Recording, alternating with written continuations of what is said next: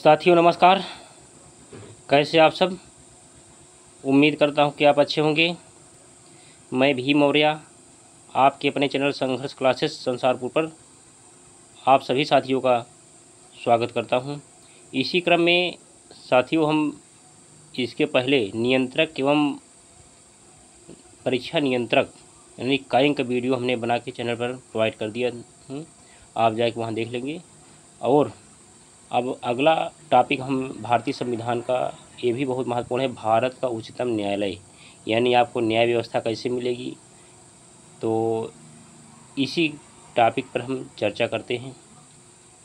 तो साथियों जो लोग चैनल पर नए जुड़े हैं वो चैनल को सब्सक्राइब करके बेल आइकन घंटी प्रेस कर लेंगे, और जो लोग इसके पहले नहीं देखे वीडियो वो जाके देख लेंगे। और इस वीडियो को सभी लोग शेयर करिए, लाइक करिए और कमेंट करिए।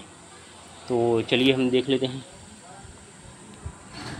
जैसा कि स्क्रीन पर है साथियों, यही प्रश्न परीक्षा में बार बार पूछे जाते हैं। तो है देखिए, भारत का उच्चतम न्यायालय। अब क्या है, पहला प्रश्न है भारतीय संविधान का, ये भी है। देखो, संविधान का संरक्षक व व्याख्याकार कौन है? सर्वोच्च न्यायालय, यानी संविधान की रक्षा कौन करता है? सर्वोच्च न्यायालय। अब अगला प्रश्न है संविधान के किस भाग में संघीय न्यायपालिका का उल्लेख है? तो भाग 5 में। अब अगला प्रश्न है किस अधिनियम के अंतर्गत सर्वोच्च न्यायालय की स्थापना हुई? तो रेगुलेटिंग एक्ट 1773, ये ब्रिटिश शासन का है। उसके बाद फिर अगला प्रश्न है संविधान के मूल रूप से मुख्य न्यायाधीश के अतिरिक्त कितने न्यायाधीशों की व्यवस्था सर्वोच्च न्यायालय में की गई थी? तो 7।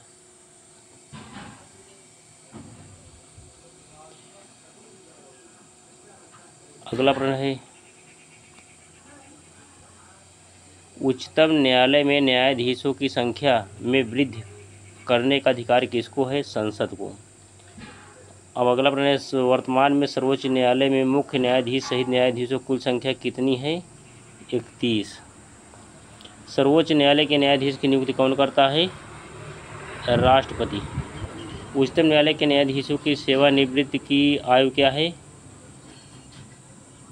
65 वर्ष की आयु तक रह सकता है उच्चतम न्यायालय, यानी नई दिल्ली। अब अगला प्रश्न है सर्वोच्च न्यायालय का गठन एवं उसकी शक्तियां व न्यायाधीशों को हटाने की विधि किस देश के संविधान से ली गई है? तो अमेरिका से ली गई है। अब अगला प्रश्न है क्या सेवानिवृत्ति के पश्चात सर्वोच्च न्यायालय के न्यायाधीश किसी जगह वकालत कर सकते हैं? नहीं। किस अनुच्छेद में उच्चतम न्यायालय को परामर्शदाती बनाया गया है? यानी अनुच्छेद 143। परामर्शदाती मतलब सलाहकार। सलाहकार का मतलब जिससे अब 143, इसका मतलब होता है आई लव यू, यानी 143 यही सलाहकार है। आई लव यू, आई का मतलब 1, लव में देखो 4 अक्षर है, 4 हो गया, यू का मतलब 3 है, 3 है। यानी जो सलाह देता है सलाहकार, परामर्शकार, वो क्या होता है? 143 143 अनुच्छेद, ऐसे याद कर लेना है। इसके बाद फिर अगला प्रश्न है न्यायिक पुनर्विलोकन का अधिकार किसे है? स्वतंत्र।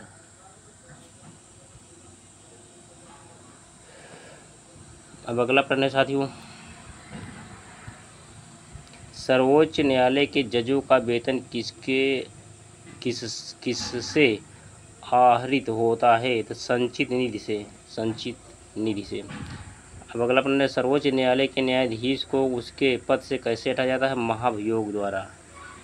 अब अगला प्रश्न है भारत के प्रथम मुख्य न्यायाधीश कौन थे?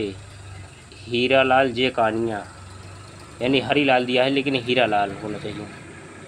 हीरालाल जे कानिया, हीरालाल कहीं कहीं है, हीरालाल जे कानियम। अब अगला प्रश्न है किस अनुच्छेद के अंतर्गत संविधान सर्वोच्च न्यायालय को अभिलेख न्यायालय का स्थान प्रदान करता है? तो अनुच्छेद 129।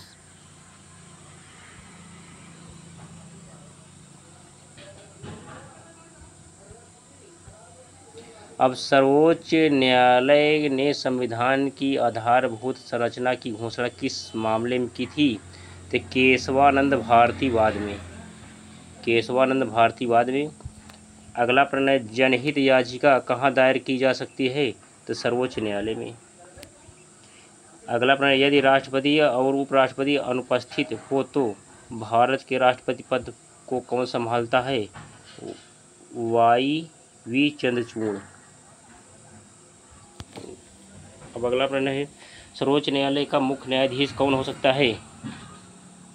यानी अब कौन हो सकता है? जिसने कम से कम 10 वर्ष उच्च न्यायालय में वकालत की हो, या वह 5 वर्ष किसी उच्च न्यायालय में न्यायाधीश रहा हो, तो वो क्या करता है? उच्च न्यायालय का, सर्वोच्च न्यायालय का न्यायाधीश, मुख्य न्यायाधीश बन सकता है। ये देख लीजिए इसको। और मौलिक अधिकारों की रक्षा कौन करता है? सर्वोच्च न्यायालय। अगला प्रश्न है,